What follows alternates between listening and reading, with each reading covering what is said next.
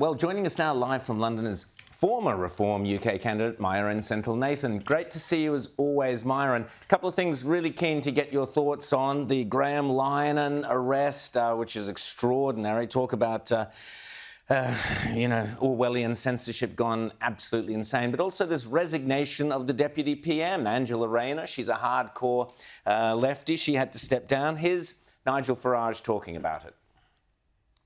Well, it was inevitable, wasn't it, really? You can't be housing secretary and avoid £40,000 worth of stamp duty. It's just as simple as that. So, in the last few minutes, Angela Rayner was gone, but not just as housing secretary. Now, more significantly, she's gone as deputy leader of the Labour Party and deputy prime minister. That means there will be an internal election within the Labour Party, and you're going to see the hard left of Labour shouting very, very loudly.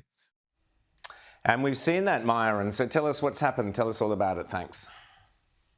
Yeah, so this is a really big blow for Keir Starmer. Angela Rayner, the Deputy Prime Minister, because of her tax affairs, has effectively had no option but to leave government and effectively leave her role. So Keir Starmer has exploited the situation by organising a massive reshuffle of his cabinet, which is really just incompetent ministers, the same individuals who've achieved next to nothing being put into new positions. So you've got Yvette Cooper, who's presided over increased illegal migration, being moved to Foreign Secretary, and David Lammy, who was the previous Foreign Secretary, who in his opening first speech said that the greatest threat that Britain ever is facing is not from Vladimir Putin or from Xi Jinping or from Iran, but from climate change. And so he's now been moved into the Deputy Prime Minister role to replace Angela Rayner. But this is effectively a zombie cabinet, a zombie government that achieves nothing and doesn't understand the radical things that need to be done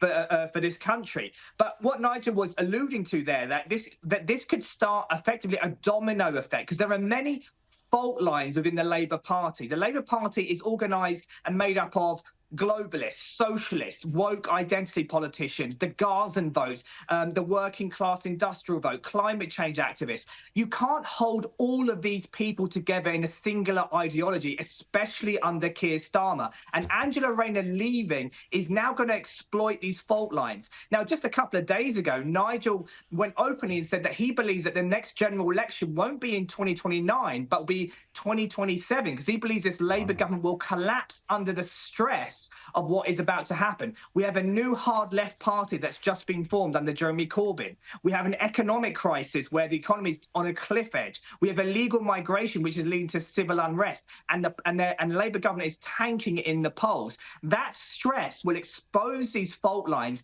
and effectively, I think, trigger a vote of no confidence from the backbenchers and will lead to a collapse of the government by 2027. That's what I'm hoping for, and that's what Nigel Farage is predicting.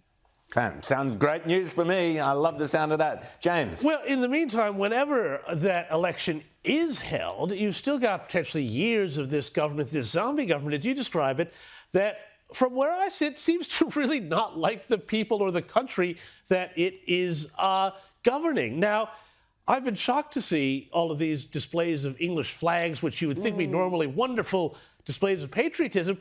But apparently, according to GB News, the Home Office has decided to set up a hate crimes unit because apparently displays of English flags set up a narrative challenge. What is this narrative that the flags, the good old St. George Cross, might be challenging there?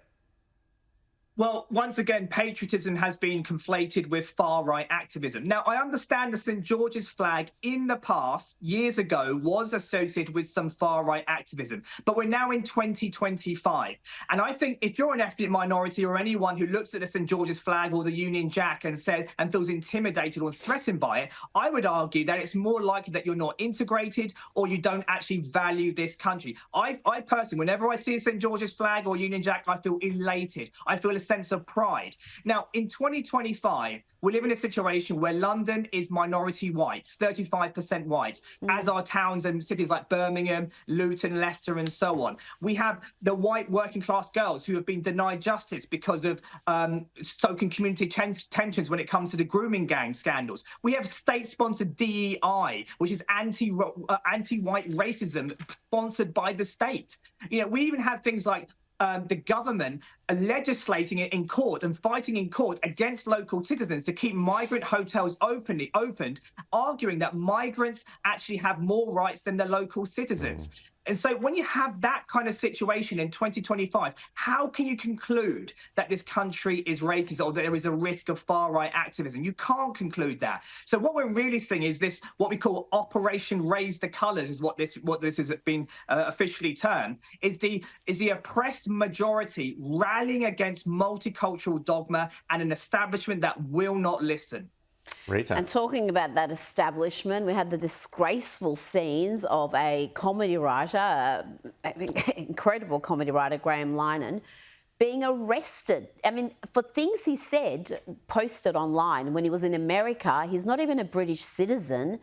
And I just wonder, does that put all of us in danger? If we've said things like, there's only two genders, that men can't have babies, that men have absolutely no right to be in women's spaces. Whatever it is that is offensive to this activist class that seems to have infiltrated the British police force, are we going to get arrested as soon as we touch down at Heathrow? Well, the answer is, I don't know. And that's part of the problem. We don't know what we're allowed to say. So everyone is in some way kind of self-censoring and looking over their shoulder about what's going to happen in some state of paranoia. We've had Lucy Connolly, you probably heard that name, who's been jailed for tweets. We've had Peter Lynch, who was jailed for protesting just for holding a fairly innocent placard. And he eventually committed suicide in prison. So we've had multiple situations where free speech and the establishment has been cracking down on ordinary citizens.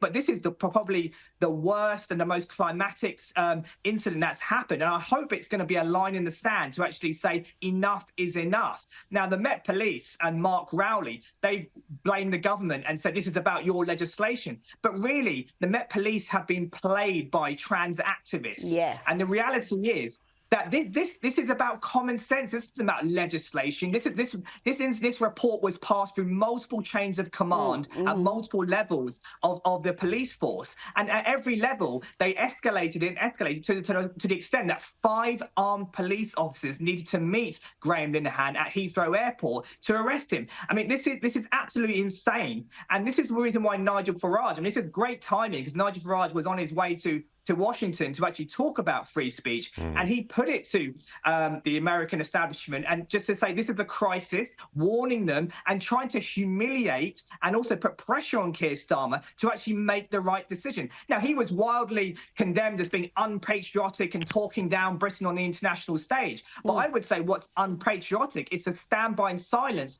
and watch as the fundamental principles that made your society are being undermined by government that, again, will not listen.